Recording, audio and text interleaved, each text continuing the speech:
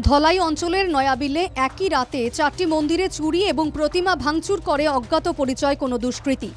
ঘটনাটিকে কেন্দ্র করে মঙ্গলবার অঞ্চল জুড়ে তীব্র চাঞ্চল্যের সৃষ্টি হয়। খবর পেয়ে ঘটনাস্থলে ছুটে যায় কাছাড় পুলিশের উচ্চ পদস্থ অফিসার সহ বিশাল পুলিশ বাহিনী। তদন্তের জন্য নিয়ে আসা হয় কুকুর।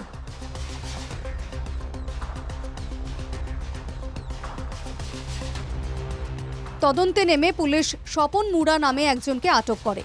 ধৃত স্বপনের ব্যাগ থেকে পুলিশ উদ্ধার করে মন্দির থেকে চুরি হওয়া বেশ কিছু সামগ্রী। পুলিশি জেরায় ধৃত ব্যক্তি স্বীকার করেন যে তিনি এই কাজটি করেছেন। তদন্তে জানা যায় ধৃত ব্যক্তি ধলাইয়ের বাঁশখাল অঞ্চলের বাসিন্দা।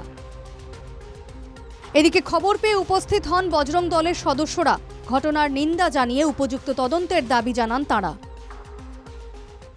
এখানে সকালবেলা একটা জঙ্গল থেকে আসা এক লোককে ধরেছে এবং তার সাথে আর ত্রিশূল সহ বিভিন্ন সামগ্রী মন্দিরের পাওয়া গেছে, কিন্তু কয়েকজন লোক বলছে তাকে রাস্তায় ঘোরাফেরা করতে দেখা গেছে, হয়তো তার মেন্টাল কোনো কিছু প্রবলেম হতে পারে।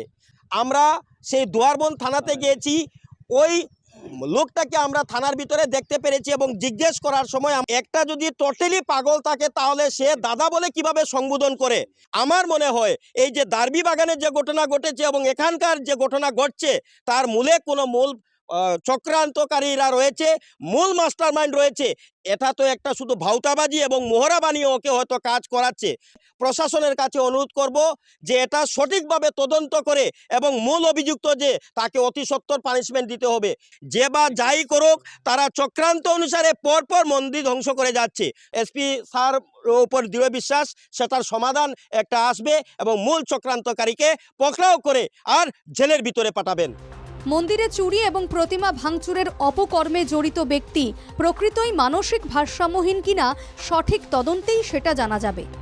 শিলচর থেকে আহাদুল আহমেদের রিপোর্ট, NKTV বাংলা।